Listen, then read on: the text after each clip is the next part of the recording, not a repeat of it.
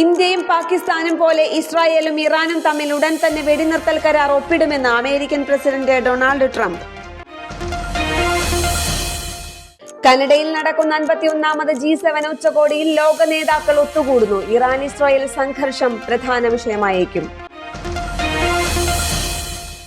MI6 spy ഏജൻസിയുടെ ആദ്യ വനിതാ മേധാവിയായി ബ്ലെയ്സ് മെട്രവേലിയെ ബ്രിട്ടൻ നിയമിച്ചു. ഞായറാഴ്ച പുലർച്ചെ ലഖ്നൌവിലെ ചൌധരി ചരൺ സിംഗ് അന്താരാഷ്ട്ര വിമാനത്താവളത്തിലെത്തിയ സൗദി എയർലൈൻസ് വിമാനത്തിന്റെ ലാൻഡിംഗ് ഗിയറിൽ സാങ്കേതിക തകരാറുണ്ടായതായി അധികൃതർ.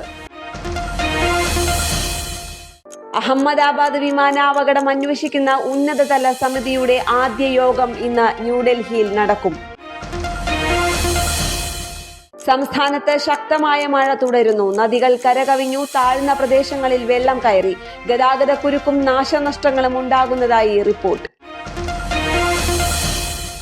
ചാലക്കുടിയിലെ പെയിന്റ് ഗോഡൌണിൽ വൻ തീപിടുത്തമുണ്ടായി. നഗരത്തിൽ പ്രവർത്തിക്കുന്ന ഊക്കൻസ് പെയിന്റ് ഗോഡൌണിനാണ് തീപിടിച്ചത്.